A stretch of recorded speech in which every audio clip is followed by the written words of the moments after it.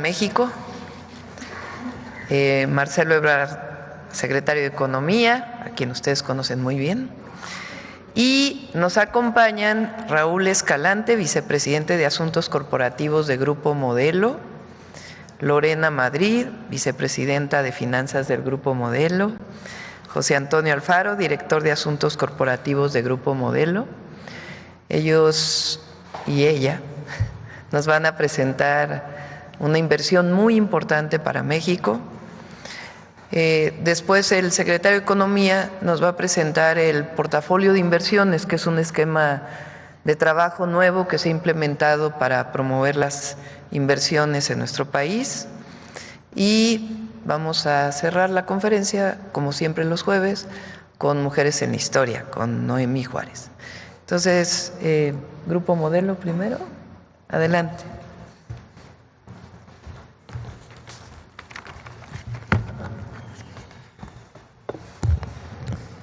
Señora Presidenta, secretario Marcelo Ebrard, medios de comunicación, buenos días a todos. Hoy tengo el privilegio de representar a Daniel Cochenzo, presidente de Grupo Modelo, y a los casi 30,000 colaboradores que formamos parte de una empresa icónica de México y que ha sido parte importante del progreso del país durante los últimos 100 años. Grupo Modelo es la empresa líder de la agroindustria cervecera mexicana, cuyos productos acompañan a los mexicanos en nuestros momentos de convivencia y celebración. Representamos el 1% del PIB nacional y nuestra cadena de valor abarca desde el campo hasta las tienditas de la esquina. A lo largo de un siglo hemos crecido con el país, desde nuestra primera cervecería aquí en la Ciudad de México hasta hoy llevar las marcas más valiosas y representativas de México a más de 180 países. Estamos con México como los buenos amigos, en los momentos buenos y en los no tanto. Por ejemplo, durante la pandemia, colaboramos con el gobierno para la rehabilitación de hospitales indispensables para atender a la población. Hoy, señora Presidenta, venimos a renovar nuestro compromiso con el país. Con mucho orgullo, Grupo Modelo anuncia que en el periodo 2025-2027 realizaremos una inversión de más de 3,600 millones de dólares en el país, alineada con el Plan México. Esta inversión tiene 5 grandes ejes. 1. Modernizar nuestras cervecerías y fábricas verticales, lo que nos permitirá producir más con menor consumo de agua. En la última década hemos reducido en un 30% la cantidad de agua requerida para producir cerveza, lo que nos permitió, a la luz del Acuerdo Nacional por el Derecho Humano al Agua y la Sustentabilidad, ceder de manera definitiva a favor de la Conagua 20 millones de metros cúbicos de agua concesionados. 2. Impulsar la economía circular, invirtiendo en más envases retornables y en programas de reciclaje de vidrio. 3. Modernizar a nuestros clientes, sobre todo a las 300,000 tienditas que venden nuestros productos, con tecnología, créditos y mejoras en infraestructura, como refrigeradores eficientes y fachadas nuevas. 4. Reforzar la proveeduría local. Alrededor del 70% de los insumos que hoy utilizamos son nacionales, pero sin duda hay muchas oportunidades para seguir creciendo este número. Y 5. Impulsar y patrocinar experiencias positivas para los mexicanos, como lo son festivales, ferias, conciertos, deportes y entretenimiento, queriendo destacar la Copa del Mundo y las Olimpiadas. Finalmente, queremos compartirles que Grupo Modelo ya comenzó con las celebraciones de su primer centenario, siendo la primera empresa en sumarse al relanzamiento del programa Hecho en México. Señora Presidenta, en Grupo Modelo confiamos en este país, confiamos en su gente. Aquí empezó nuestra historia hace un siglo y aquí seguiremos construyendo con usted los próximos 100 años. Muchas gracias. Adelante, Marcelo.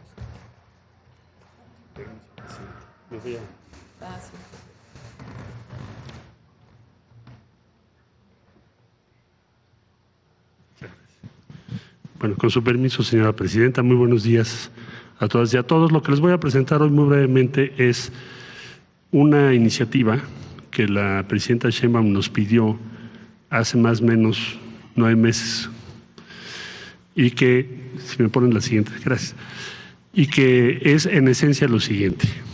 Primero, buscar al sector privado en todo el país y en el exterior para identificar los proyectos de inversión en nuestro país que tienen más impacto en empleo o que pueden tener un gran impacto en la economía de la región y de todo el país.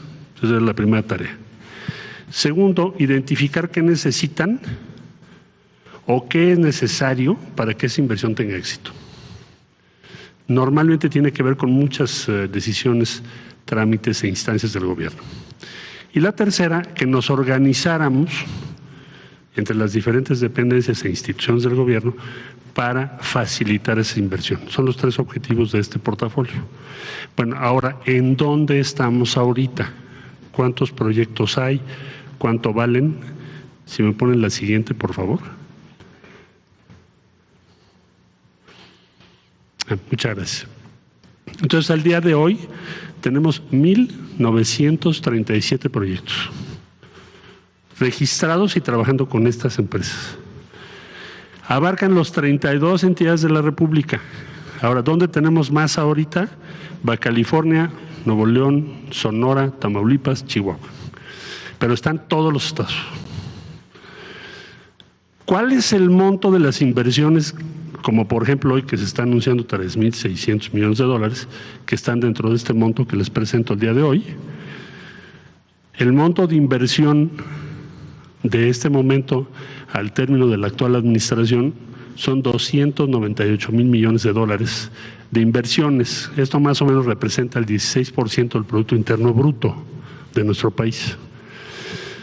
298,000 millones de dólares, Presidenta, es lo que tenemos el día de hoy. Me preguntaba alguien, oye, ¿no se han cancelado alguno? Ninguno ha sido cancelado hasta hoy. Es importante que lo sepamos, porque luego se dicen cosas que no son. Ningún proyecto se ha cancelado.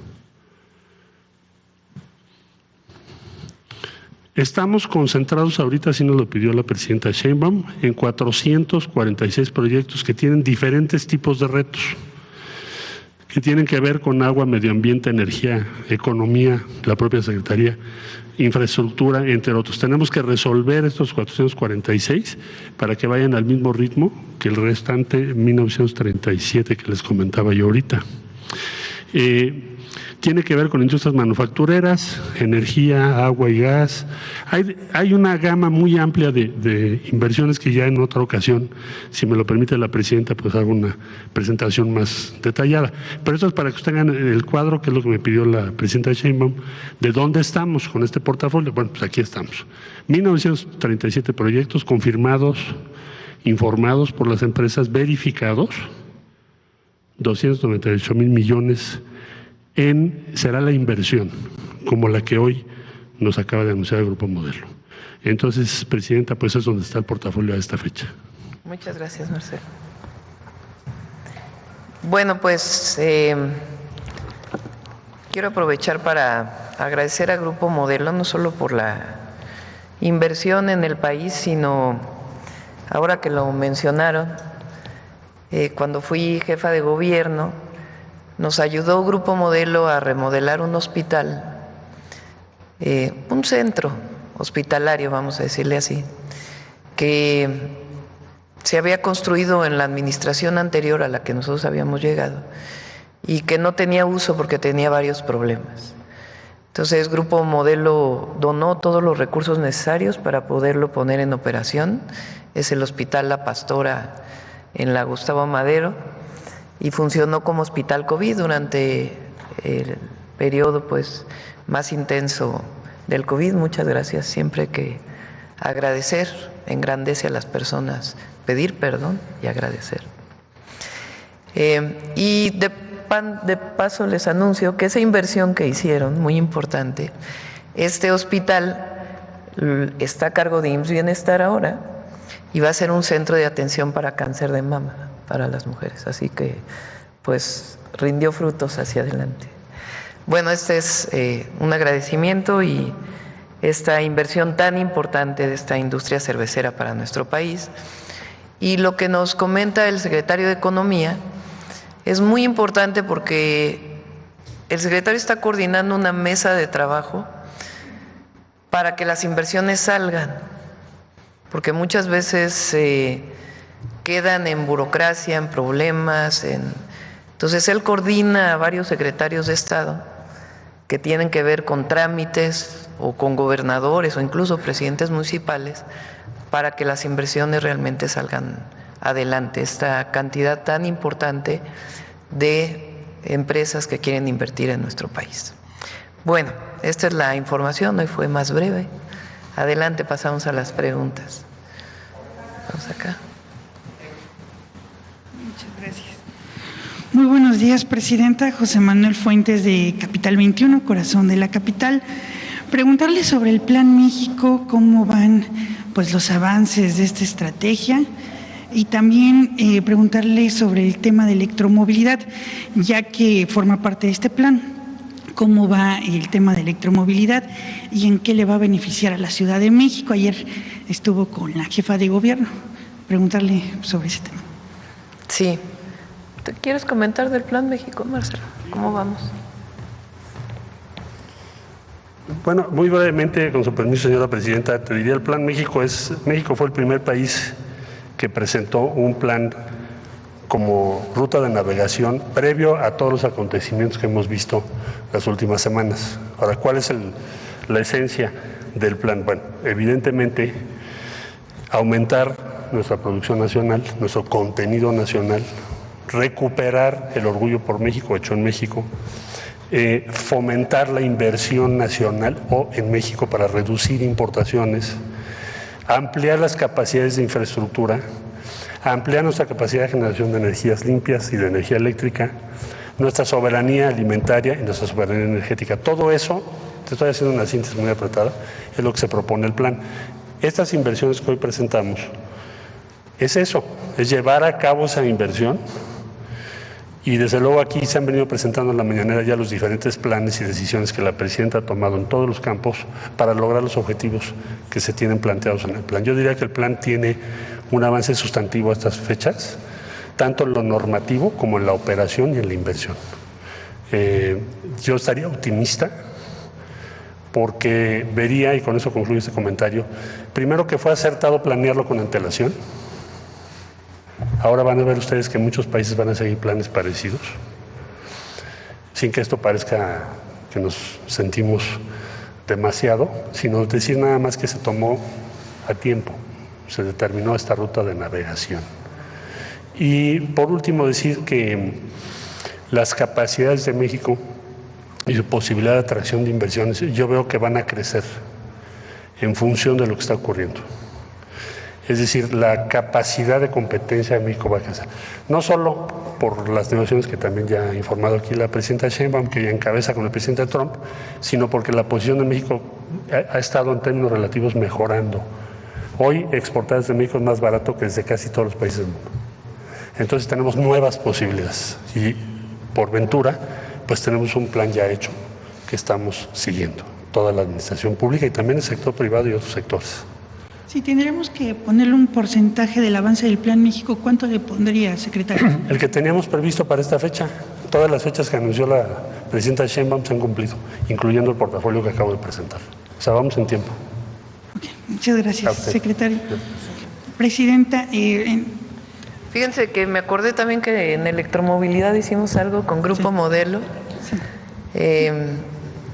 Aquí en la Ciudad de México, en Iztapalapa, hay una industria que desde hace muchos años, una empresa que desde hace muchos años diseñó un motor eléctrico y entonces aprovechó las capacidades de esta empresa y se juntaron con Grupo Modelo y hicieron varios de sus pequeños camiones para repartir eléctricos gracias a esta coordinación que, por cierto, estuvo bajo la dirección de Rosaura Ruiz, que entonces era secretaria de Ciencia y Tecnología en la ciudad y ahora está a nivel federal. Y con la jefa de gobierno ayer nos da mucho gusto que se haya podido inaugurar 4 estaciones más del metro, de la línea 1. Clara le ha estado dando seguimiento y con ella tiene un plan muy ambicioso para el transporte público y nosotros vamos a apoyar en terminar el tren insurgente, que es el tren Toluca-México, falta todavía de Santa Fe a Observatorio, en los cablebuses que está haciendo, particularmente uno que va de la parte alta de la alcaldía Tlalpan al metro Ciudad Universitaria, terminar el trolebús elevado que va de Chalco hasta Santa Marta y la rehabilitación de la línea A del metro, que es muy importante por los hundimientos. Esos van a ser los apoyos y ella además pues tiene sus propios proyectos en la ciudad. Siguiendo con el tema del Plan México, Presidenta, usted el martes inauguró la Feria Aeroespacial 2025. En el Plan México también habla mucho de este sector. Preguntarle si se van a sacar algunas iniciativas, sobre todo con respecto a la ley de espacio ultraterrestre, qué modificaciones va a haber para seguir fortaleciendo este sector. Ha crecido muchísimo esta industria en México. Estamos entre los 10 países exportadores. Hay muchos estados que han recibido inversiones en este sentido. Se producen muchas autopartes de aviones. Cuando Marcelo fue canciller, se hizo un acuerdo con varios países de América Latina para esta agencia, ¿no? La Agencia Espacial. Ahora queremos invitar a Brasil. En aquella época no se incorporó porque Brasil pues es una potencia, particularmente en aeronaves. Entonces es una de los sectores que estamos promoviendo y que tiene mucho potencial de desarrollo en nuestro país. Ya para finalizar, Presidenta, preguntarle también ¿cómo México puede ser tan atractivo o qué ventajas ofrece México en comparación a otros países para seguir invirtiendo? Sobre todo el pueblo de México, las y los mexicanos, que somos muy trabajadores.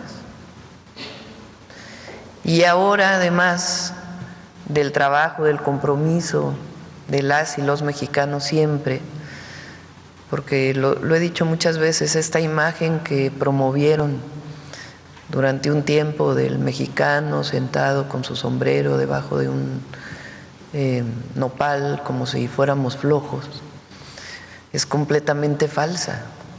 El pueblo de México trabaja aquí y nuestros migrantes trabajan allá y hacen avanzar a la economía de los Estados Unidos. Entonces eso es lo primero. Segundo, hay cada vez más calificación en el empleo.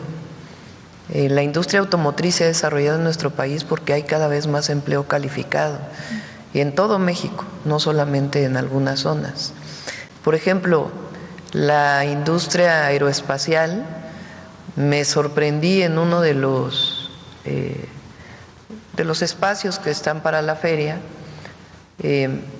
pues todos los CONALEPs, el Instituto Politécnico Nacional, la UNAM, universidades de los estados, que tienen carreras que están vinculadas con la ingeniería aeroespacial. México es de los 3 países que produce más ingenieros e ingenieras del mundo. Y eso es de universidad, bueno, primero de los centros de educación media superior con mucha capacidad y de las universidades y tecnológicos que ha desarrollado México. Entonces es sobre todo la gente, eso es lo que nos da. Antes se presumía la mano de obra barata, no, México es grande y tiene todo para seguir desarrollándose. Muchas gracias, Presidenta. Gracias. Bueno, vamos a ver acá. Buenos días, Presidenta. Soy Tania Damián del portal de noticias Ángulo 7 de Puebla. Preguntarle, Presidenta, un tema que hemos llevado, hicimos una serie de 6 reportajes sobre la Universidad Pedagógica Nacional, pues docentes de 72 unidades, son 72 unidades, docentes de varias unidades que están en 32 estados, en los 31 estados y en la Ciudad de México, piden exámenes de oposición porque, hay en algunos casos más de 20 años, en donde no se han hecho exámenes de oposición. Hay que comentar que esta Universidad Pedagógica Nacional en la parte académica depende de la Federación, en la parte administrativa depende de los estados. Es un poco complejo. En el caso de Puebla, el gobernador de Puebla, Alejandro Armenta, ya se comprometió a empujar los exámenes de oposición, esperemos lo concrete. Hay que recordar que en los últimos 4 sexenios en Puebla, pues se dieron plazas de manera discrecional. Hubo varios docentes que hicieron esa denuncia y emitieron varios oficios en atención ciudadana. Desde junio de 2024, afortunadamente, se revirtieron las últimas plazas otorgadas. Estas plazas, pues, se han entregado de manera discrecional en, digamos, conjunto, en complicidad, autoridades de CEP, o sea, las autoridades de CEP estatal, el sindicato, la sección 23, particularmente en Puebla, y los nuevos directivos actuales de la UPN. Como le digo, afortunadamente pues se revirtieron estas plazas, me parece que falta una por revertir, no se han metido esos oficios, creo que lo van a meter los docentes que han estado denunciando, pero el tema de los exámenes de oposición no solo es de Puebla, estamos hablando, son muy pocos estados, por iniciativa más de los estados, que han hecho exámenes de oposición. Y el hecho de que no se hagan exámenes de oposición pues deja en desventaja a decenas o centenas de maestros horas clase con un sueldo de 90, 100 pesos digamos por hora, sin prestaciones, sin posibilidad de hacer antigüedad. Y bueno, pues esa es mi primera pregunta. Le comentamos a Mario Delgado, yo creo que lo primero es hablar con los docentes y con los estudiantes para poder tener pues una vía, una ruta de fortalecimiento de la Universidad Pedagógica Nacional. Pues antes de hacer un planteamiento, pues lo primero es escuchar. Entonces le comento al secretario de Educación para que pueda atender el tema. Gracias, Presidenta. Ahí también tendría que participar la rectora actual, creo que se llama Rosa María Torres, para impulsar pues estos exámenes de oposición. Por otro lado, Presidenta, quisiera preguntarle sobre, bueno, ya va avanzada el tema de la reforma del Poder Judicial, pero un tema donde pues que hay preocupación, yo sé que sería después, pero el tema de las fiscalías, la Fiscalía General, las fiscalías estatales, porque de acuerdo a datos, ahí se atoran hasta el 50%, incluyendo la de Puebla, me refiero en general, de las denuncias penales. No avanzan porque muchas veces no se hacen de manera correcta las carpetas de investigación. ¿Cómo está previendo? Ya había dicho la consejera jurídica que el tema de las fiscalías es un tema también importante. ¿Cómo se está previendo de parte de la Federación? Vamos primero a avanzar en Poder Judicial y ya luego pasamos a las fiscalías. Sí, muchas gracias. Y finalmente, sobre el tema de economía, pues, ¿qué opina para usted o para el secretario? ¿Qué opina? Pues, ya se ha comentado todo el tema de los productos chinos. Digo, China, hay que decirlo, fue un país muy inteligente porque, pues, en lo que muchos países, incluyendo Estados Unidos, pues, varios años, pues, estaban pensando en invertir en guerras o propaganda, pues China se aplicó. Sin embargo, aplicó porque pues produce barato, produce bien, digamos. Sin embargo, esto también ha afectado a las economías, México, una de ellas. ¿Por qué? Porque dejó en desventaja por el neoliberalismo, que no se le dio el apoyo a la industria nacional. Entonces, ¿por qué, digamos, entró, o si bien las aduanas se está revisando que ya no entre tantos productos chinos que sí dejan en desventaja? ¿Cuánto, si se tiene un corte de mercancía incautada en Puebla, pues ya son varias tiendas, 18, 19 tiendas, en la última estuvo el titular del INPI, Santiago Nieto. Si se tiene un corte de cuánta pues mercancía incautada, tanto nacional como por estado, y si también, no sé, de parte de la Secretaría de Economía se está haciendo como un listado de todos los productos que se podrían estar produciendo en México en esta sustitución de importaciones y qué empresas podrían estar produciéndolos digamos, a partir de ahora, porque a final de cuentas puede ser una gestión también de las autoridades federales y de las autoridades estatales. A ver, todos estos productos se importan y pues vemos que fábricas podrían estarlos produciendo, sobre todo porque pues se tiene que fortalecer la economía. ¿Sí? ¿Quieres comentar de incautación? Bueno, yo diría que derivado del Plan México, decía yo que el objetivo es aumentar nuestra producción nacional, reducir en todo lo posible, en todo lo que se pueda, las importaciones. Se han tomado diversas medidas. Un primer capítulo son aranceles. Por ejemplo, en textiles se ha determinado imponer un arancel de 35%. Eso tiene mucho que ver con Puebla, porque Puebla, como tú sabes, es un estado que tiene una industria textil importante, que ha tenido afectaciones. Ahora, ¿por qué se impone ese arancel? No es a un país, es un arancel en general. ¿Por qué se impone? Porque hemos visto que se nos está vendiendo por muchos países productos demasiado baratos.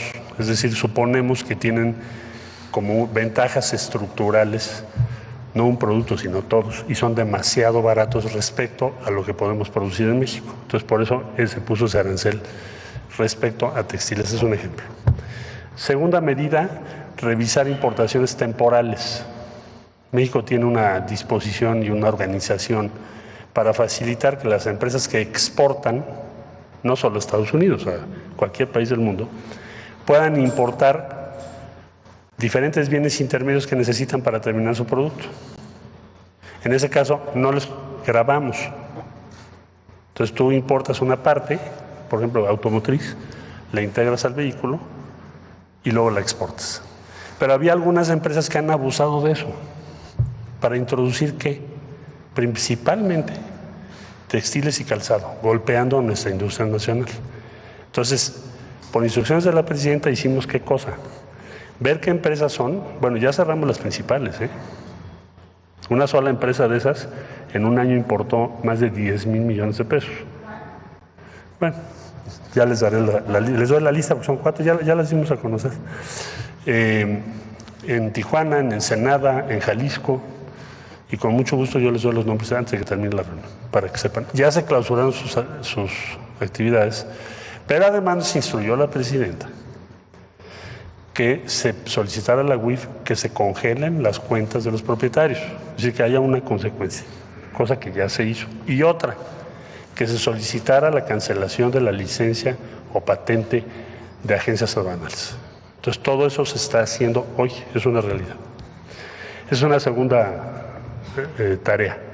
Bueno, una tercera tarea ya es más por el lado de promoción, que es ¿en qué nos estamos concentrando? Bueno, pues nos fijó la presidenta en qué nos tenemos que concentrar. Pongo ejemplos.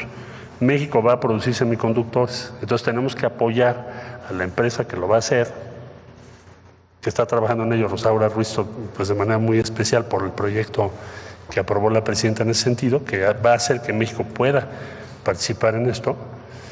Y ahí ya es un trabajo con Nacional Financiera, con Fondo de Fondos, para lograr que tengan los recursos necesarios para instalarse sus plantas o su planta y empezar a producir semiconductores. Entonces tiene que ver con todo ese umbral que acabo de explicar.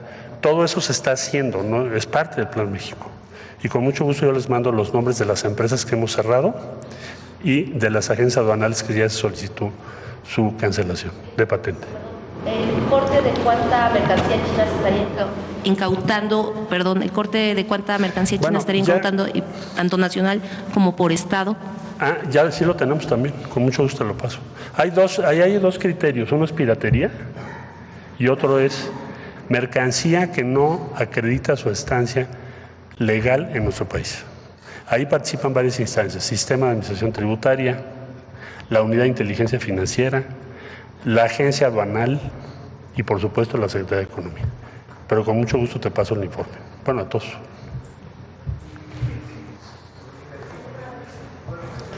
Sí, porque además estabas desde ayer. Gracias, presidenta. Buenos días. Preguntarle al vicepresidente de Asuntos Corporativos del Grupo Modelo, ¿qué los llevó a tomar esta decisión de hacer esta importante inversión en el país? ¿Cómo ven el mercado interno mexicano? Y si ven a México como un país sólido y seguro para realizar inversiones.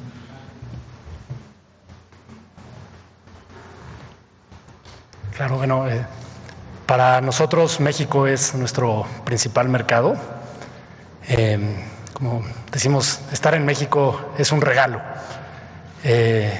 Encontramos muchísimo talento, donde nos hace ser una empresa muy eficiente, y la verdad es que el desempeño de la economía en los últimos años ha sido muy positivo, y eso pues, para nosotros ha sido muy benéfico para nuestro mercado también. ¿Cómo ven México? ¿Es seguro para realizar inversiones? Estamos tan convencidos de México que estamos haciendo esta fuerte apuesta justamente con esta inversión, ¿no? Entonces estamos convencidos que el futuro seguirá siendo muy positivo del país. ¿En qué regiones del país se va a llevar esta inversión?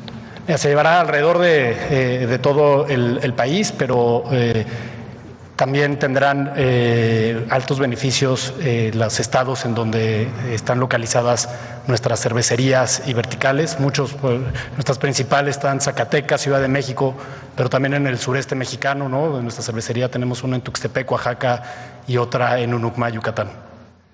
Le agradezco, gracias.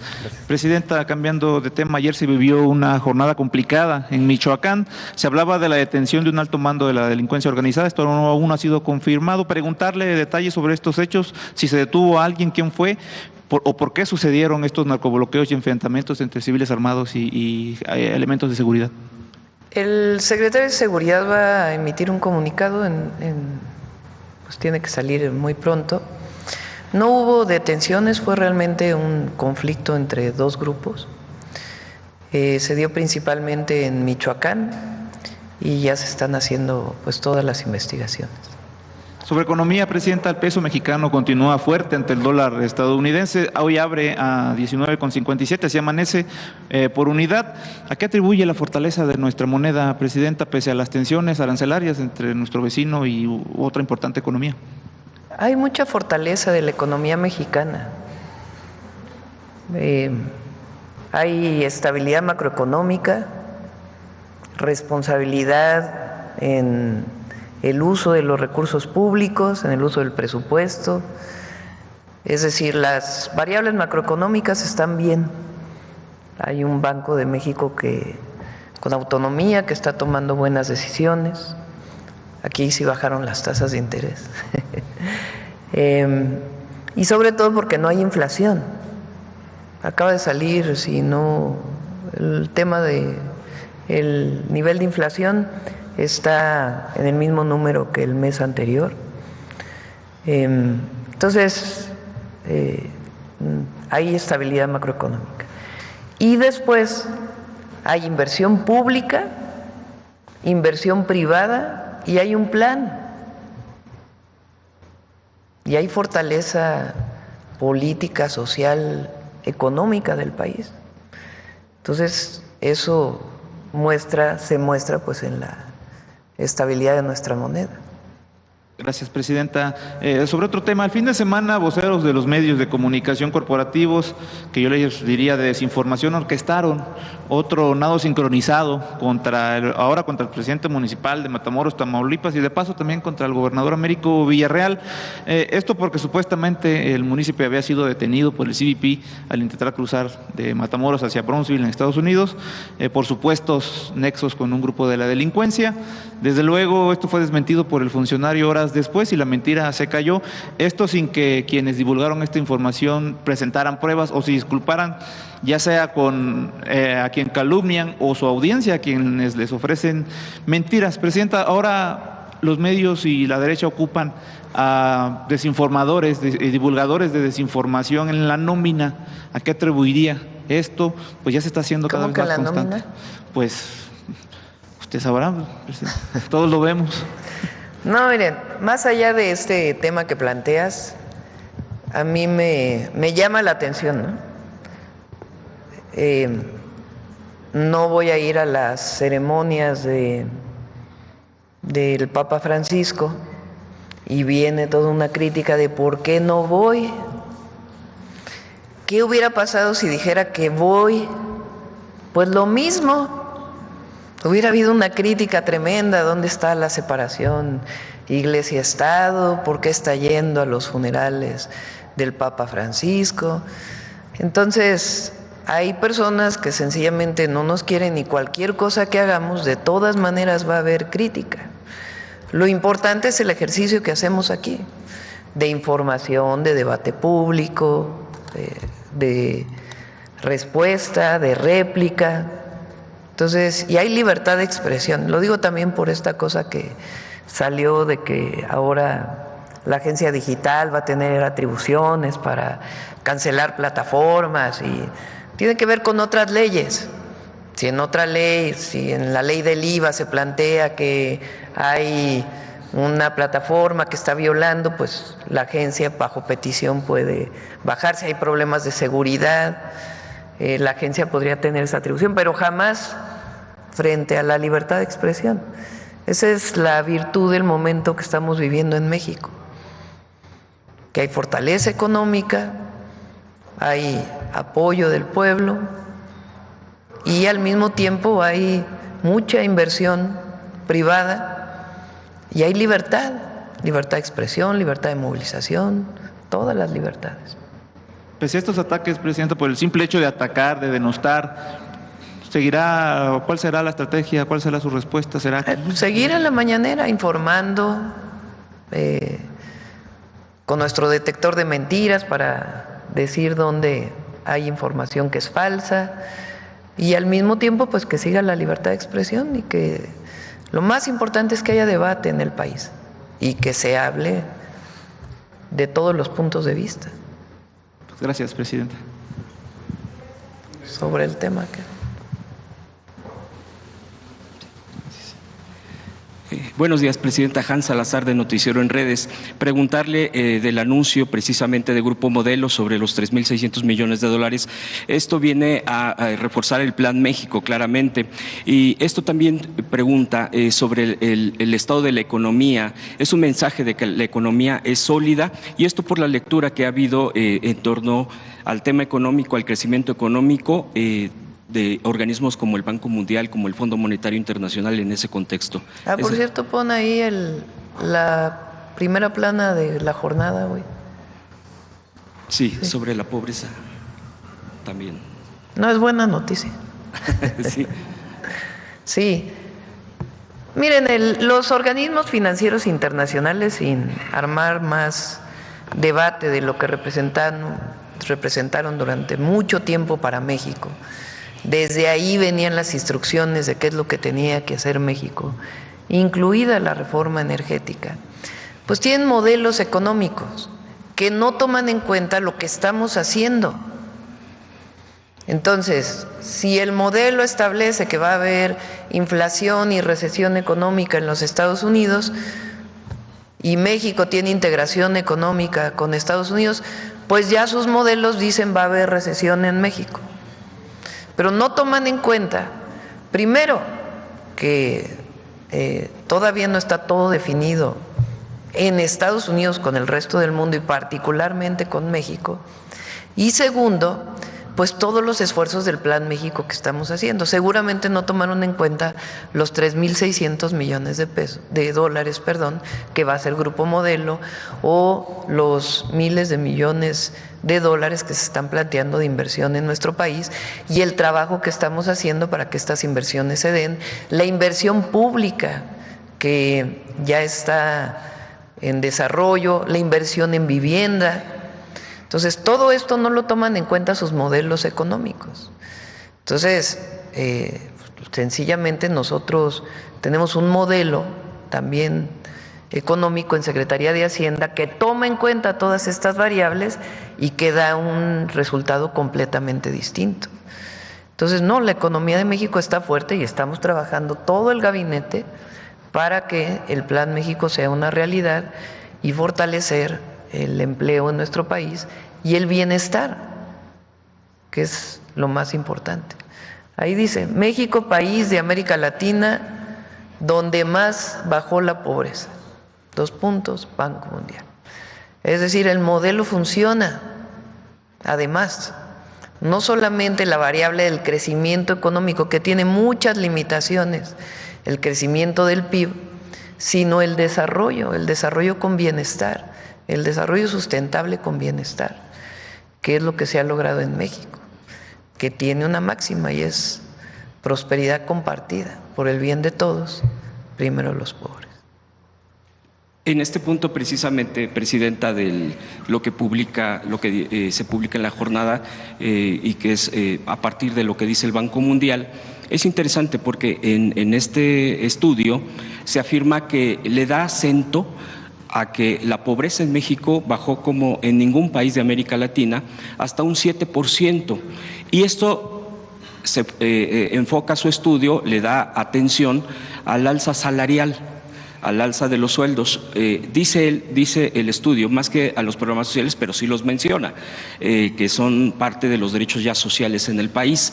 Es curioso y le pregunto en torno a esto porque precisamente los políticos que impulsaron el neoliberalismo en nuestro país, el PRI y el PAN, siempre se basaban luego en este tipo de, las medidas del Fondo Monetario Internacional, estancaron el salario en México y curiosamente, de acuerdo al propio estudio de organismos internacionales como es el Banco Mundial, dice que mucho se debe a la política del gobierno porque sí lo especifica, 2018-2023. Hay un periodo que sí especifica el estudio, así tal cual, y dice que le da el acento principal al alza salarial, a la baja del 7% de la pobreza. Ahí hay en mis redes, lo subí hace tiempo, debe estar por ahí, de cómo fue aumentando el salario mínimo comparado con otros países, particularmente de América Latina.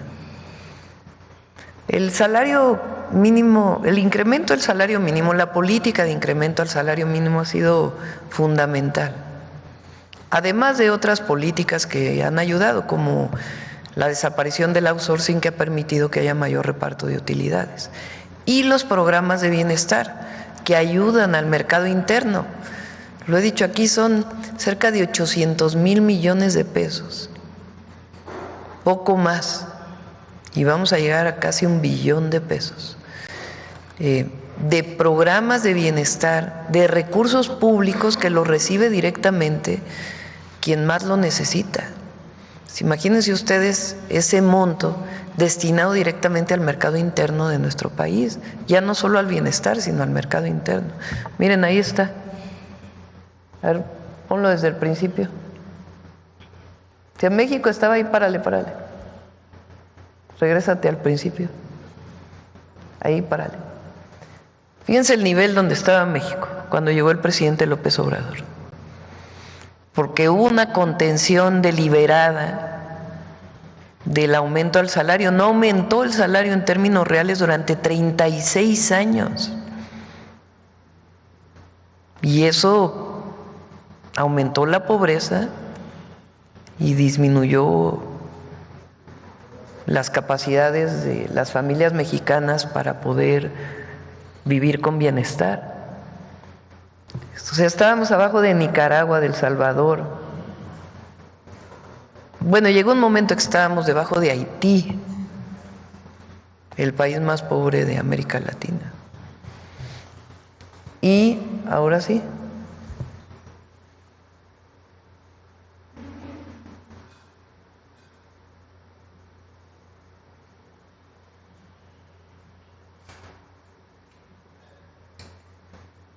Y hoy estamos ahí.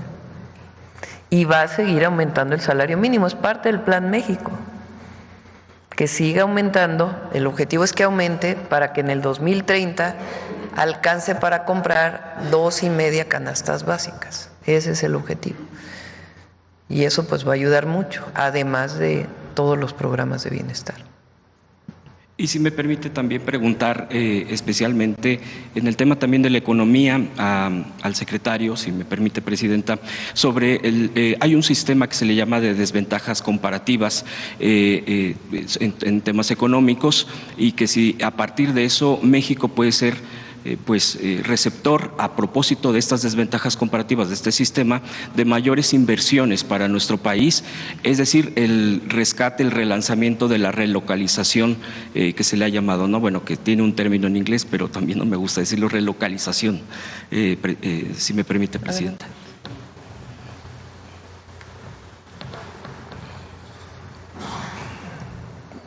Bueno, te doy los nombres de las empresas que mencioné hace un momentito.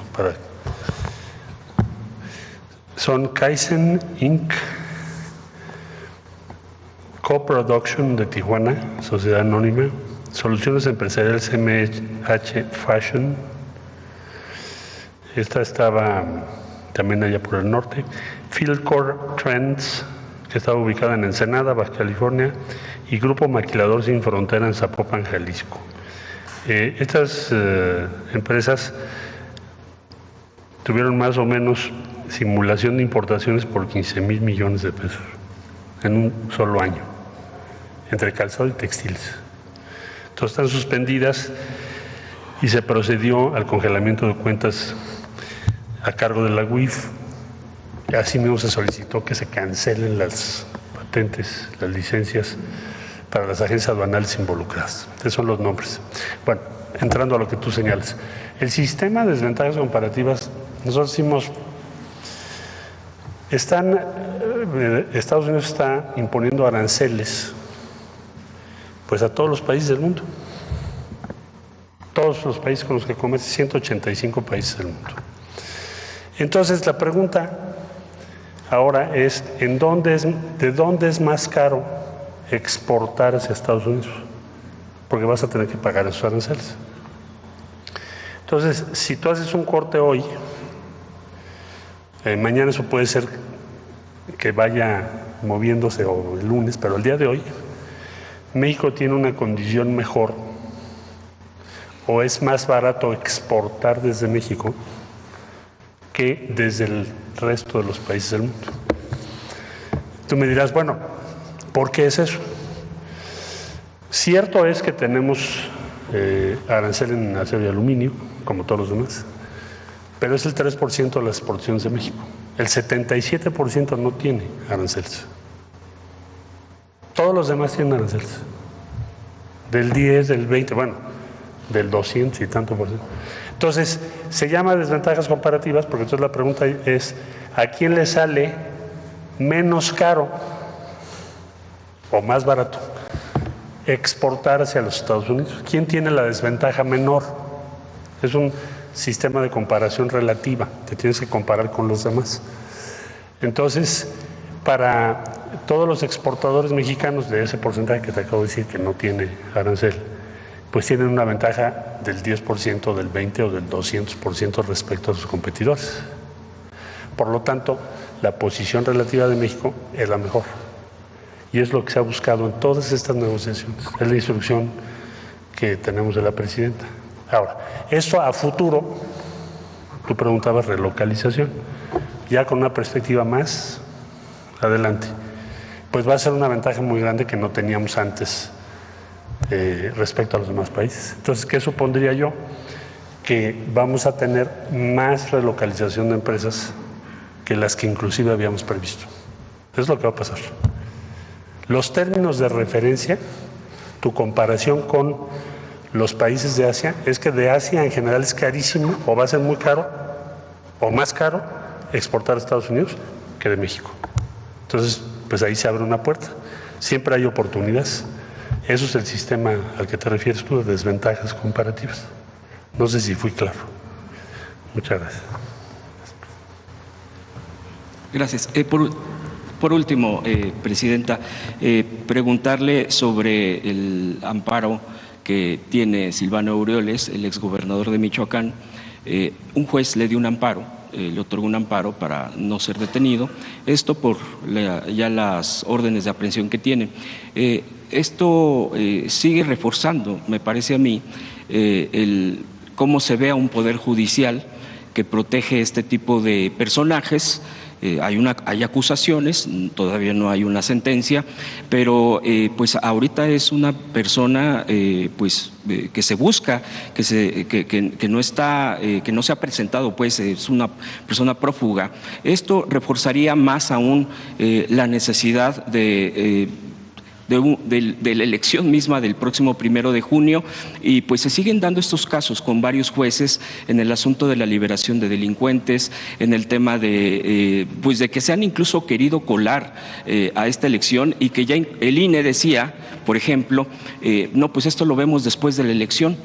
Y el Senado, el presidente del Senado, Fernández Noroña, disculpe, el senador dice no es después, es previo, porque la filtración, el procedimiento no es perfecto, es la primera vez que se hace, e incluso va por pedir que se le quite a 20 personas, a 20 candidatos que ya son candidatos, pues la posibilidad de competir. Más allá de hablar en casos específicos, porque solamente estamos hablando de un procedimiento, ¿usted qué opina en este contexto, Presidenta? Y esta sería mi última pregunta. Es muy claro el caso particularmente del exgobernador de Michoacán, de corrupción. Entonces, no tendría, y eso lo definió la propia Fiscalía General de la República, desde antes incluso que nosotros entráramos. No tendría un juez por qué haber dado esta suspensión. Doy otro caso. El día de hoy nos informaron en el Gabinete de Seguridad que una de las personas, uno de los delincuentes vinculado con la delincuencia organizada, presunto responsable de lo que pasó ayer en Michoacán, fue detenido en marzo por una situación similar y fue liberado a los 3 días por un juez. Entonces, claro que hay muchísimos casos del Poder Judicial actual que no colabora para mejorar la seguridad del país y la honestidad en el uso de los recursos públicos, sino que al revés, pues se han convertido en un obstáculo. Ahora, en el caso de la elección al Poder Judicial, porque de ahí ayer también, como si... A ver, los casos que se presentan, que además no le constan a nadie, sino sencillamente han salido en las redes sociales, y en todo caso tendría que investigarse, es el punto 001 de todos los candidatos y candidatas. Entonces, yo ayer decía, bueno, si hay un caso donde hay pruebas, pues, desde mi punto de vista, el Tribunal Electoral puede actuar. Pero estamos hablando... y de lo que ha salido en redes, que tampoco tenemos las pruebas, en todo caso, de que el tribunal pregunte a la Fiscalía o que alguien presente una queja donde hay pruebas fehacientes, ¿no? En todo caso, el tribunal tendría que definir, pero es un porcentaje mínimo, minimísimo, de todos los candidatos que pasaron por el filtro de las comisiones del Poder Legislativo, del Poder Ejecutivo y del Poder Judicial. Y también hay que revisar las partes locales, porque son 19 estados de la República que también van a elegir su Poder Judicial local o una parte de su Poder Judicial local.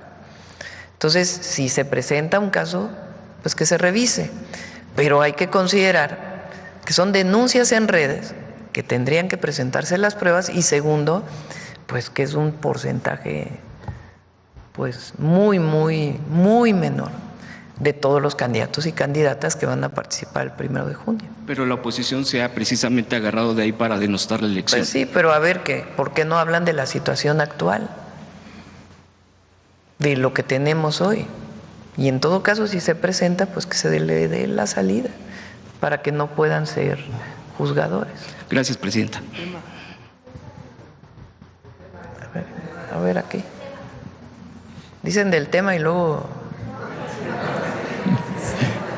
el pretexto. Presidenta, muy buenos días. Ramón Ramírez Gutiérrez, de Noticieros El Reloj. Presidenta, Oaxaca es el que crece más en materia industrial y una de las empresas símbolo de Oaxaca es precisamente Corona. Tiene una planta en Tuxtepec donde producen Corona Cero, que fue el emblema y hecho en Oaxaca, la marca hecha en Oaxaca que la presentaron en las Olimpiadas. Preguntarle sobre este tema precisamente, ¿qué tanto impacto les beneficia el proyecto transísmico como industria? Además, ¿qué otras inversiones ustedes contemplan para Tuxtepec, dadas las ventajas de agua que hay ahí, dadas las ventajas de mano de obra y dada la ventaja que va a tener la inversión federal respecto a un hospital que se construye de 60 camas, me parece que está a punto de inaugurarse y que pues traerá muchos beneficios para los trabajadores de ahí, principalmente de Corona, pero de toda la industria que representa la cuenca del Papaloapan? ¿Quieren comentar? Gracias por la pregunta, Ramón. Estamos nosotros en Tuxtepec desde los 80s. La verdad, hemos trabajado muy bien con la comunidad desde entonces. Hoy es nuestra segunda mayor operación y justamente por lo que dices, ¿no? Porque tiene grandes beneficios. Hay mucha agua, ¿no? En Tuxtepec, y sin duda alguna es una de estas cervecerías que se verán beneficiadas con esta inversión para modernización y expansión de producción. El hecho en Oaxaca fue una iniciativa que sacamos con el gobernador Salomón Jara, justamente cuando en el momento en que anunciamos que Corona Cero fuera la primera marca mexicana en patrocinar unos Juegos Olímpicos, ¿no? Y la verdad es que fue un éxito total ese patrocinio, y ahora extendimos este patrocinio por otros años más, y seguiremos presentes con esta marca icónica mexicana en los Juegos Olímpicos. Gracias. En el proyecto transísmico, ¿qué tanto les beneficia a ustedes? Mucho. Nos va a ayudar mucho en reducir costos logísticos, tanto para traer materia prima a la cervecería, como también continuar exportando de esta cervecería nuestros productos. Gracias.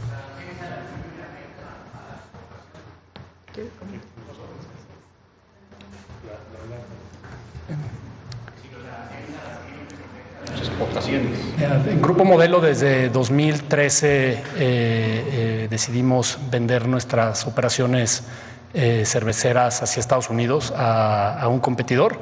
Entonces, hoy no nos estamos viendo altamente afectados. Las exportaciones que hacemos con las marcas que nosotros nos quedamos a Estados Unidos son pocas.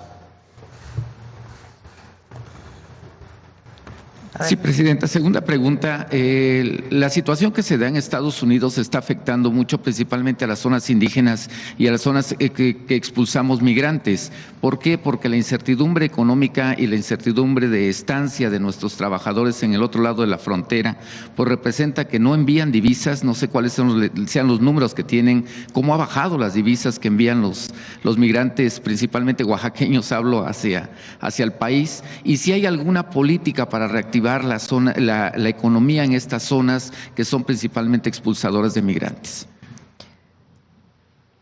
A ver si presentamos la próxima semana la gráfica de repatriaciones,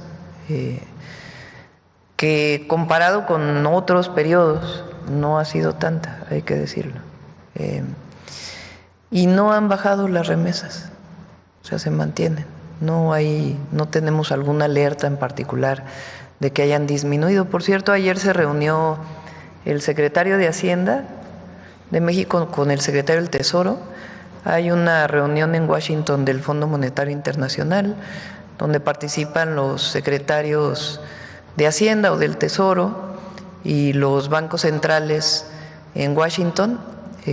Está ya el secretario de Hacienda, también, bueno, con su autonomía, pero la gobernadora del Banco de México está allá también, representando a México, y aprovechó para tener una reunión. Me reportó ayer que fue una muy buena reunión que tuvieron. Hablaron de muchos temas, algunos de ellos que después salieron en los medios tienen que ver con esta revisión del lavado de dinero, que hay mucha colaboración, y México tiene además una normatividad desde hace mucho tiempo muy sólida en este sentido.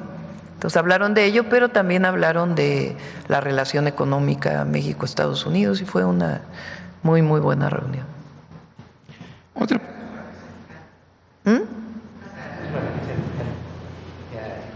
Ahí voy. Ajá. Adelante. Presidenta, usted quedó de enviarle una carta a la dirigencia nacional de Morena respecto a los actos anticipados de campaña, particularmente de Andrea Chávez, pero se dan otros incidentes también. Hay denuncias como hacia el presidente municipal de ahí de Ciudad Juárez, Cruz Pérez Cuellar, me parece que se apellida su segundo apellido, donde se le acusa de no solamente actos anticipados de campaña, sino también de recursos, que está invirtiendo recursos públicos, por ejemplo 15 millones de pesos, 2 millones para un colegio de ingenieros, para una posada navideña, entre otras situaciones que se han denunciado. Preguntarle, Presidenta, ¿cómo va esta carta? Y además, si puede incluir además algunas situaciones legales para inhibir que principalmente los presidentes presidentes municipales pues hagan actos anticipados de campaña y con recursos públicos, que pues son situaciones del erario que pues, se cuestiona mucho. La carta no es contra nadie en particular, porque no, Andrea Chávez es una senadora joven que tiene intervenciones en tribuna espectaculares de defensa de nuestro proyecto. Es en general a muchos militantes de Morena que se están adelantando, por un lado, y no va dirigido ni a uno ni a otro, ni se trata de hacer comentarios de uno y otro, en primer lugar. Segundo, habla más bien la carta de lo que ha sido, cómo surge Morena, cuál es la ética, los principios de la militancia de Morena, y una recomendación pues de que no se adelanten, que sigan las reglas electorales que están establecidas en la ley, porque no es la presidenta quien tiene que sancionar, es el INE en todo caso, si se presenta alguna queja, o el Tribunal Electoral, para eso hay una ley electoral o leyes electorales. Entonces es más bien en el sentido de la ética de la militancia de Morena y una recomendación a todos de que habrá tiempo para todo y que en todo caso, pues, como siempre, lo mejor y lo que da más resultados, pues es el casa por casa. Entonces, va en ese sentido y ya Morena tendrá que hacerla pública porque estos comentarios, pues ya salen más allá de la presidencia de la República. Entonces decidí no presentarlo aquí en la mañanera porque pues una cosa es una cosa y otra cosa es otra cosa. Entonces, ya que la haga pública la dirigencia de Morena. ¿Podría incluir situación de recursos públicos, de no utilizar recursos públicos? Pero eso está sancionado por la ley. O sea, si alguien demuestra que hay uso de recursos públicos en una campaña, pues que presente su queja al Instituto Nacional Electoral, o que hay actos anticipados de campaña, pues que presente su denuncia ante el INE, y para eso hay una institución electoral que tiene sus mecanismos para definir si en efecto hay eso o no, y ahí para defenderse aquel que ha sido acusado hasta la última instancia, que es la Sala Superior del Tribunal Electoral. Ya por último, Presidenta, algo muy rápido. Los comuneros del Estado de México. Y también mi respeto a todos los compañeros y compañeras de nuestro movimiento, a Cruz, a Andrea, en particular en Chihuahua, pero a todos y a todos. Le decía, Presidenta, ya por último, los comuneros de Acolman le quieren preguntar si continúa el proyecto de esta autopista de que va del aeropuerto del AIFA a Pirámides. ¿Por qué les preocupa tanto? Porque no pueden utilizar sus tierras, les han marcado el área que va a ocupar esta autopista y están en incertidumbre, incluso pues no pueden construir ahí porque tienen la incertidumbre de si se va a construir o no se va a construir esta nueva autopista. No les surge, pero quieren tener una definición para saber qué hacer con sus tierras. Lo revisamos si quieren con SICT y ver cómo va el caso. Para poder. Gracias, Presidente. Pero nunca se va a pasar por encima de la gente, nunca. Sí, además para eso hay consulta pública. Gracias, Presidente. Sí. A ver, una precisión de la agencia digital. Gracias, buenos días a todos y a todas. Juan Hernández de Hierro Basta, del Grupo Cantón, Tabasco y Campeche y Quintana Roo. La precisión es que el día de ayer el PAN sale a señalar que estas reformas que se hicieron precisamente a la ley de telecomunicaciones le van a dar a las facultades para censurar, para atacar, según esto. ¿Cómo dicen los miércoles el detector? Ajá, mentira. Sí. Entonces, si nos puede especificar bien en qué consiste las bondades de esta reforma. Es que dice ahí, a ver, una buena parte de las atribuciones, y eso le corresponde también a la Secretaría de Economía, se concentra lo que era el IFT y la COFESE en un solo organismo que tiene una serie de competencias. Otra parte de lo que corresponde en esta materia se mantiene en la Secretaría de Infraestructura, Comunicaciones y Transportes, y otra parte se va a la Agencia Digital. Entonces, en esencia no hay grandes cambios, solo que cambia atribuciones que antes tenía, por ejemplo, SIZI y pasan a la agencia y algunos de estos temas. Y en ningún momento estamos planteando la censura, pues si estamos en contra de la censura. Entonces hay una redacción ahí que tiene que ver con plataformas digitales. En todo caso hay que corregir la propia redacción, pero tiene que ver que si hay sanción de alguna otra entidad por materia de seguridad, por materia de que no paga sus impuestos, por materia de otro tipo que comete alguna plataforma digital de violación de alguna otra ley, la agencia pues tiene atribución para avisarle a la plataforma que va a bajar. Pero no tiene nada que ver con un contenido, con el contenido de las plataformas. No es jamás sería nuestra intención censurar. Sí, siempre hemos estado en contra de la censura. Gracias. ¿Quieres comentar algo del organismo de competencia? Sí, con mucho gusto, señora presidenta. Se hace una reorganización, entonces vamos a tener una instancia que se va a encargar primordialmente de lo que es competencia, o sea, las disposiciones antimonopolio. Este organismo pues, tendrá independencia técnica y tiene como objetivo evitar las prácticas monopólicas. Ese es el propósito. Y es parte muy importante pues, de todas las legislaciones modernas que puedes tú revisar en Estados Unidos, en Europa, en otros países. Evitar las prácticas monopólicas que pues, pueden incentivar comportamientos incorrectos en la economía, desventajosos para la mayoría. Entonces, esa es la comisión que se llama de competencias o que se ha dado a dar la Comisión Antimonopolio. Vamos a decir, ese es el objetivo. Anteriormente, había otra distribución del trabajo. Entonces, el instituto que veía las telecomunicaciones también tenía vela en las materias, todas las que tenían que ver con telecomunicaciones, especialmente competencia. Ahora le corresponde a este nuevo órgano antimonopolio, pues ver lo que tiene que ver con competencia, y a la agencia digital toda la regulación del sector. Es decir, porque no existía ese órgano, es un nuevo órgano, una nueva institución, que su atribución será regular todo el campo que tiene que ver con pues, telecomunicaciones y ahora la nueva economía digital. Entonces, estas disposiciones legales tienen ese objetivo.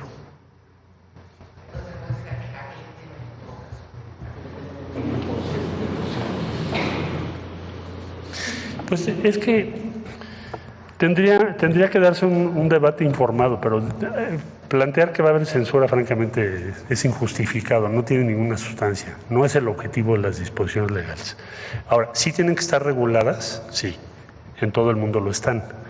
Y bueno, pues ahora corresponderá al Congreso determinar si ese va a ser el perfil que va a quedar o le van a hacer alguna adición.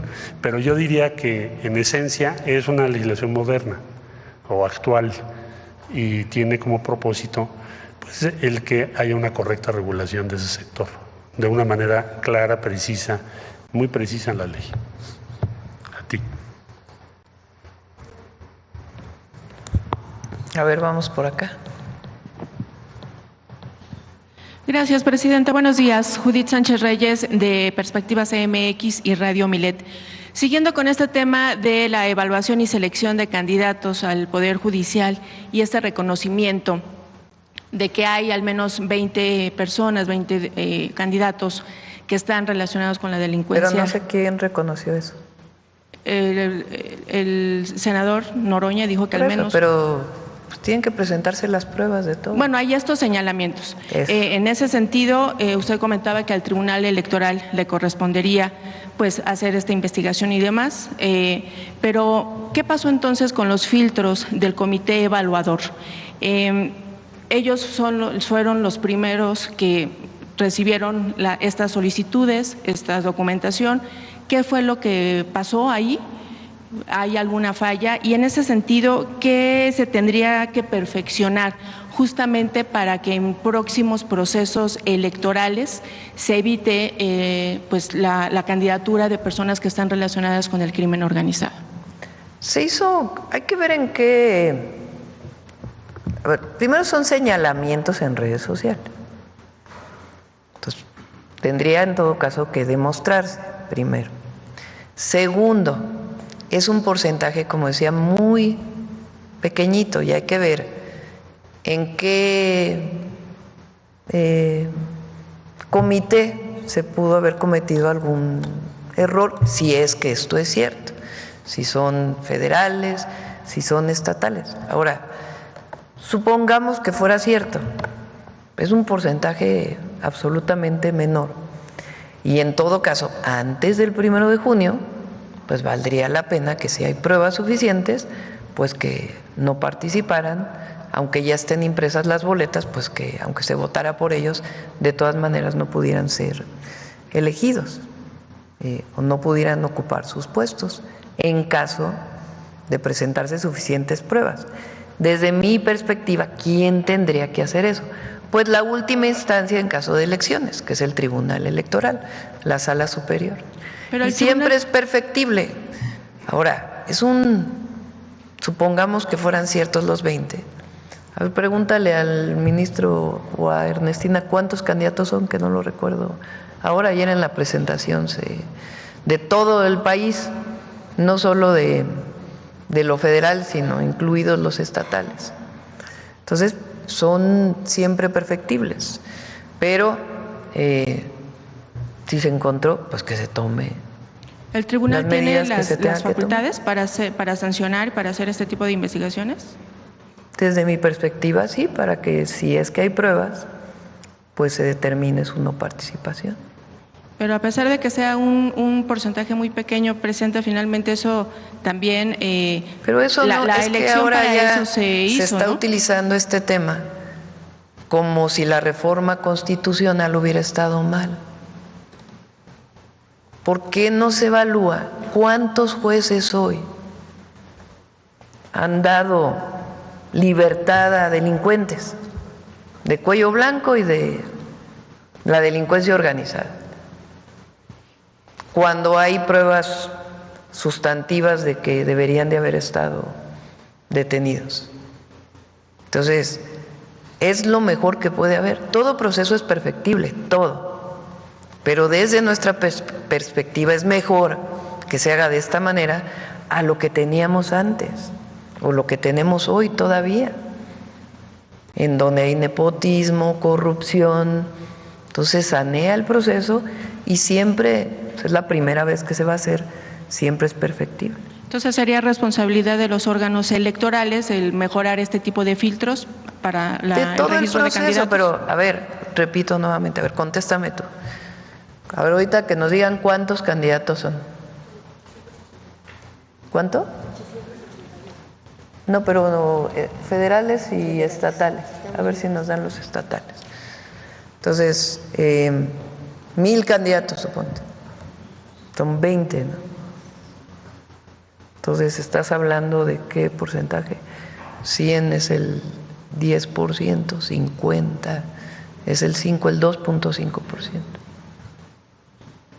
Entonces, si ya las redes están haciendo esta denuncia o alguien en las redes hace la denuncia, pues que se revise por parte de la Fiscalía y que lo atienda el Tribunal Electoral. Bien, Presidenta. En otro tema, ayer durante la reinauguración de la línea 1 del metro, no sé si salió a colación con la jefa de gobierno estos casos que se han venido denunciando en los últimos días sobre algunos usuarios que han sido inyectados con sedantes con la finalidad pues de robarlos o secuestrarlos. Ha habido algunos testimonios en ese sentido. No sé si no conozco de estos casos. Y no se comentó nada. Tendría que preguntarlo antes de poder opinar. Lo que sí es cierto es que Clara tiene un programa para la ciudad de aumentar el número de cámaras para la videovigilancia, tanto en las calles. El que inició con las cámaras en la ciudad fue Marcelo, primero cuando fue secretario de Seguridad con el presidente López Obrador, cuando fue jefe de gobierno. Nosotros cuando llegamos aumentamos de 15,000 cámaras a 75,000 cámaras en la ciudad, y ahora Clara creo que quiere triplicarlo y quiere que una parte de estas cámaras esté en todas las líneas del metro, que ayudaría mucho.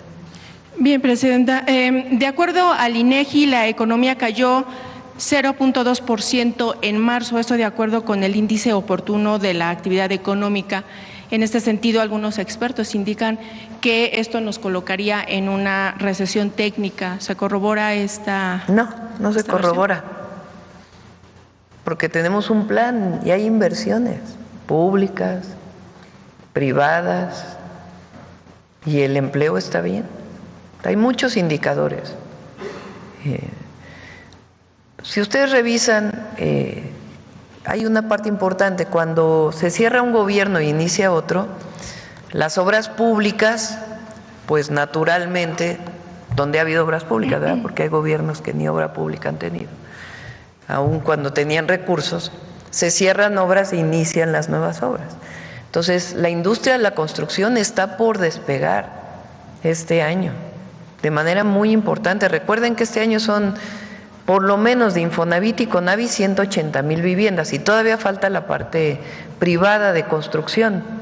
Y además, la obra pública, pues apenas están saliendo las licitaciones para que inicien con todo su potencial las obras. Entonces eso va a ayudar muchísimo. La industria de la construcción potencia mucho la economía, más todo lo que estamos haciendo para fortalecer la inversión privada en nuestro país. Y ya finalmente, Presidenta, hace 2 días se dio a conocer en un hospital del IMSS Bienestar de Macuspana, Tabasco, a un recién nacido le improvisaron un casco cefálico con una botella de plástico debido a que no se contaba con ese dispositivo. El personal, pues médico, buscó la manera de darle la atención al pequeño, y la remoción del director se dio. Candidatas al Poder Judicial.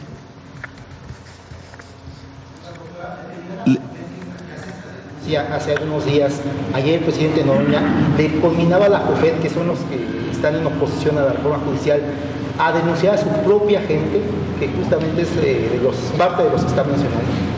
Pues, a ver, que quien presenta, si alguien tiene pruebas, que las presente a la Fiscalía y al Tribunal.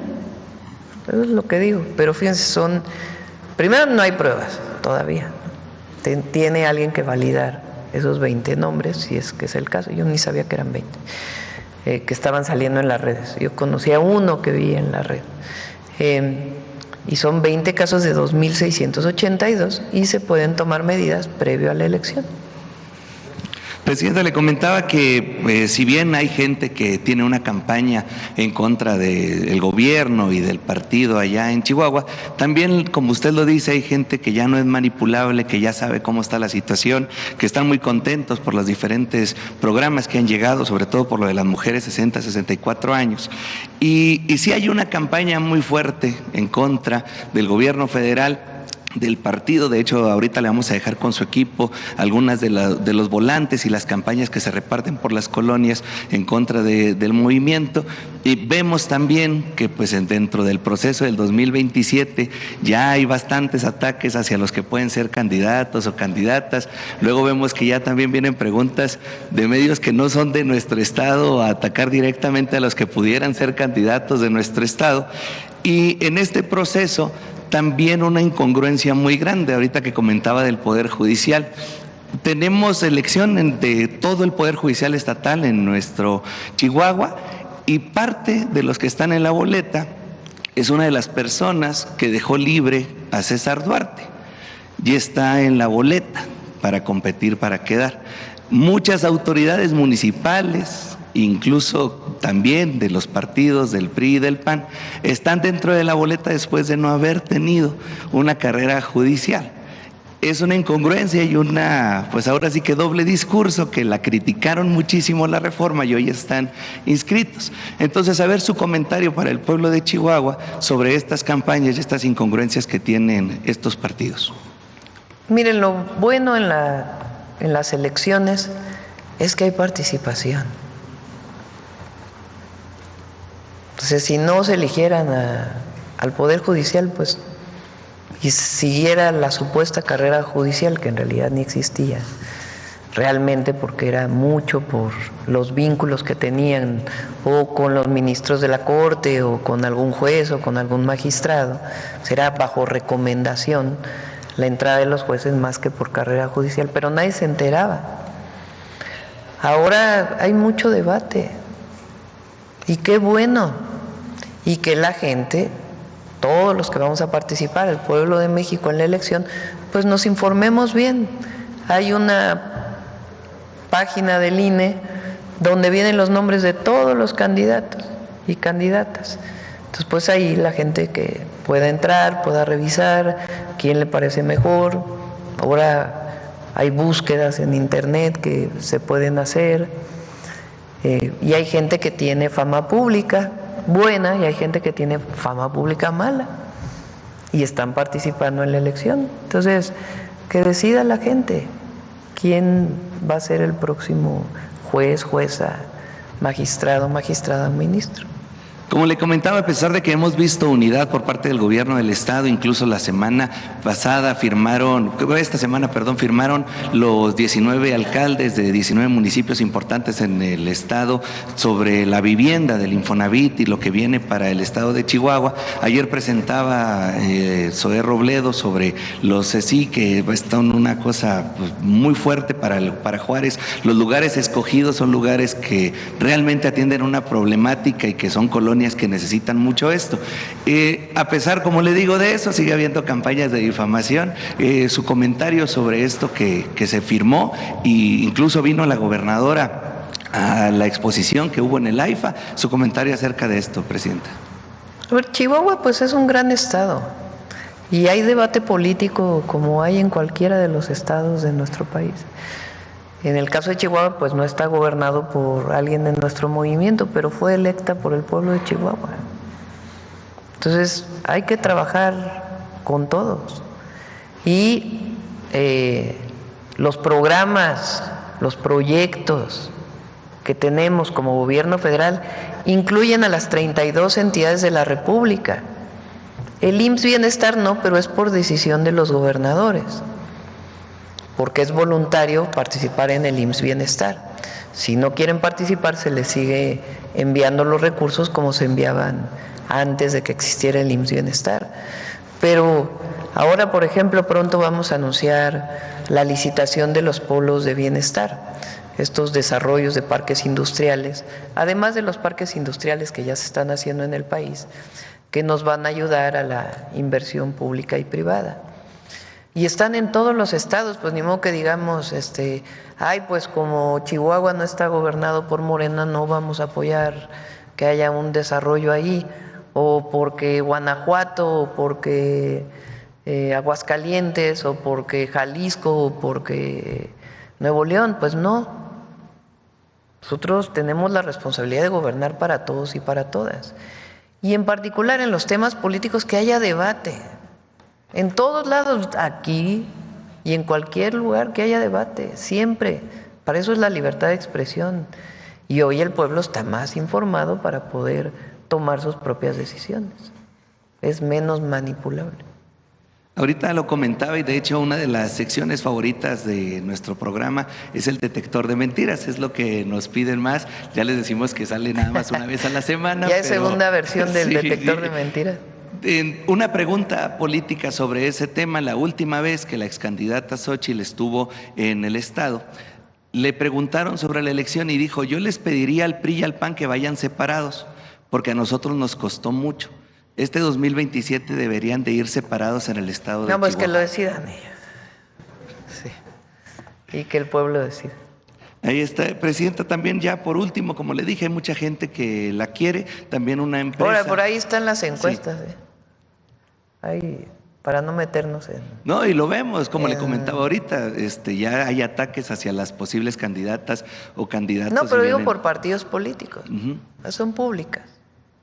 Presidenta, como le comentaba, también hay mucha gente en Chihuahua que la quiere. Una de ellas es una empresa que ahorita está solicitando su ayuda. Traemos la carpeta para entregársela. Ellos con mucho gusto ayudaron a expensionados y a jubilados de una de las instituciones federales, pero la situación se agravó bastante por préstamos para poder dar las atenciones médicas. De hecho, estaban dando hasta 100 servicios diarios, pero ellos lo hicieron con bastante gusto y me pidieron que le trajéramos la carpeta por si les podía apoyar, porque están en riesgo ahí de embargo, y también le mandaron decir que fue un gusto atenderles y que cuenta con ellos para pues en la medida de lo viene. Posible con muchísimas gracias. Gracias a todas y a todos. Ya cerramos. Muchas gracias. Para mañana. Sale pues. Gracias, buen día a todas y a todos. Perdón, Mujeres en la Historia, Noemí, adelante. Permiso, Presidenta. Ay, es de las secciones más pedidas en la mañanera ya. Muy buenos días a todas y a todos. Con permiso, Presidenta. Sin duda, las fotografías de la Revolución Mexicana forman parte de nuestra memoria histórica. La Revolución Mexicana fue ampliamente retratada. Tenemos, por ejemplo, todas las fotografías de la decena trágica de Sabino Osuna. Sin duda, muchos fotógrafos y fotoperiodistas de la época pues estuvieron en el día a día tratando de retratar las batallas, a las y los protagonistas, la vida diaria. Antonio Garduño, por ejemplo, también muy importante en cuanto a los retratos de Emiliano Zapata, obras también, fotografías planeadas, como el caso de las del Centauro del Norte, donde ya había una amplia solicitud de la industria cinematográfica, fotográfica, el día a día, gran parte pues de la Fototeca Nacional que resguarda, les decía yo, nuestra memoria histórica. Esta, por ejemplo, muy importante, de Jerónimo Hernández, sobre nuestro imaginario de las Adelitas. Sin duda, la fotografía en la Revolución Mexicana pues forma parte de nuestro acervo, pero pues difícilmente nos preguntamos quiénes estaban del otro lado del lente, quién eran estos fotógrafos, qué pensaban, qué dimensionaban, qué otra cosa veían alrededor de estas escenas, de estas postales. Y el día de hoy queremos recuperar no solamente a Víctor Casasola o a Jerónimo Hernández o Antonio Garduño, queremos hablar acerca de la primera fotógrafa de la Revolución Mexicana, que también forma parte de toda esta memoria que tenemos sobre este proceso histórico. Así es que quiero presentarles la historia de Sara Castrejón.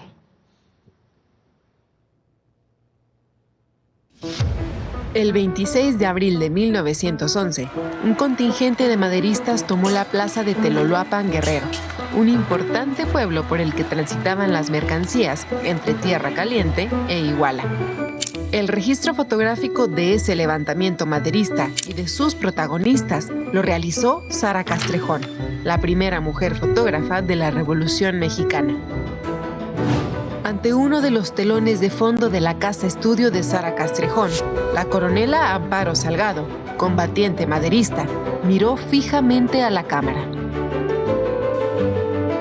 Su retrato es uno de los primeros registros visuales de una mujer revolucionaria. Sara Castrejón nació el 16 de agosto de 1888 en Teloloapan. Cuando tenía 18 años, migró a la Ciudad de México, donde aprendió fotografía, un oficio que en esa época era principalmente ejercido por hombres. En 1908, ya de regreso en su tierra natal, instaló un gabinete fotográfico en su casa. La asistía su hermana Dorotea, quien, entre otras cosas, pintaba los telones de fondo. Además de trabajar en la fotografía de estudio, Sara Castrejón tuvo la inquietud de hacer fotografía documental. Retrató paisajes, arquitectura, gente y la vida cotidiana de Teloloapan, lo que también fue innovador para la época. Durante la Revolución, Sara Castrejón documentó no solo la insurrección maderista, también tomó fotografías de los integrantes de contingentes zapatistas y antihuertistas, de la capitana Carmen Robles, la costeña, y de todos los bandos revolucionarios que pasaron por Teloloapan, documentando diversas etapas de la lucha armada durante la Revolución Mexicana. Sara fotografió incluso, por solicitud de familiares o de los mismos oficiales federales, algunos de los fusilamientos. Tras el fin de la Revolución, Sara Castrejón continuó con su trabajo fotográfico, documentando las transformaciones que vivió su pueblo natal, como la construcción del tramo carretero entre Teloloapan e Iguala. También tuvo la oportunidad de retratar en 1937 al presidente Lázaro Cárdenas en su estudio, con quien ella misma se retrató. Sara y su hermana Dorotea fueron además dueñas del único cine que había en Teloloapan. A finales de la década de 1940, se trasladó a Izcateopan, otro pueblo de Guerrero, donde capturó imágenes que se convirtieron en uno de los principales testimonios gráficos del supuesto hallazgo de los restos del Tlatoani mexica Cuauhtémoc, en una exploración dirigida por Eulalia Guzmán.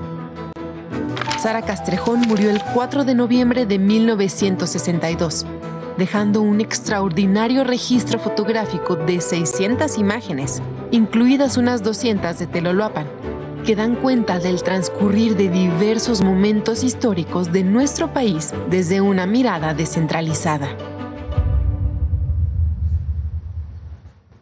Así es, mientras en el momento muchas de las fotografías eran postales o se vendían, o también hubo un turismo fotográfico en cuanto a la Revolución Mexicana, Sara se dedicó a capturar el día a día, la vida cotidiana, dejó de ser una fotografía del espectáculo para retratar lo que le acontecía a miles de mexicanos y de mexicanas en ese proceso histórico, y bueno, ella con toda su obra pues también forma parte de la memoria histórica de nuestro país y es una invitación para conocer también las fotografías de Sara Castrejón. Que tengan muy buen día. Gracias, buenos días a todas y a todos.